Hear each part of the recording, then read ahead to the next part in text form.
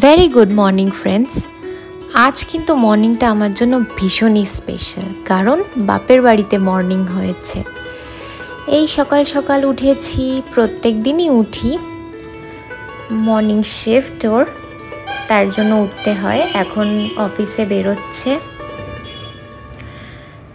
চলো আমায় টাটা করলো, এই রওনা দিচ্ছে দুগ্গা দুগ্গা।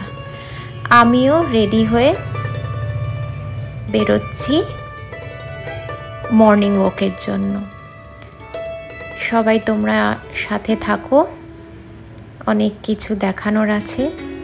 আজ বহু দিন পর রাত কাটালাম বাপের বাড়িতে, তাও একা নই কিন্তু দোকা। এই এখন যাচ্ছি, বেরিয়ে পড়েছি। আশপাশে গ্রিনারিটা শুধু দেখো, এখানে এলে কিন্তু সময় কেটে যায়। অবশ্যই জন্মস্থান, তারপরে এই যে আমার প্রিয় সঙ্গী, আমার কুকুমা, মানে আমার ছোট পিসি। এই এখানকার আমাদের রামেশ্বর মন্দির, বহু পুরনো মন্দির এটা। তার পাশেই রয়েছে গুরুদ্বারা।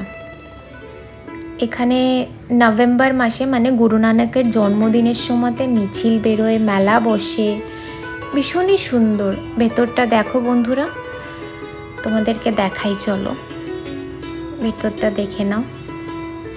তোমরাও আসতে পারো এখানে, ভেতরটা এতটাই পিসফুল, সময় কেটে যাবে। বেরিয়ে এই একটু টুকটাক ফল টল কিনে এবার বাজারের দিকে যাচ্ছি। বাপের বাড়ি আসবো আর বাজারে যাব না, তাও আবার ভোরবেলা, এটা আবার হয় নাকি? প্রচুর পুরনো স্মৃতি। ছোটোবেলায় দাদুর হাত ধরে আসতাম, তারপরে দাদু চলে গেলেন, বাবার হাত ধরে আসতাম। আর অজস্র বায়না, এটা কিনে দাও, ওটা কিনে দাও। সেই স্মৃতিগুলো তো ভোলা যায় না। তাই বাপের বাড়ি এলে কারুর না কারুর সাথে আসি আজও। এগুলোই তো মনে রাখার জিনিস। এই এখন যাচ্ছি বাড়ির দিকে। সবাই ভালো থেকো বন্ধুরা। Wait for the next blog. Till then, tata, love you all.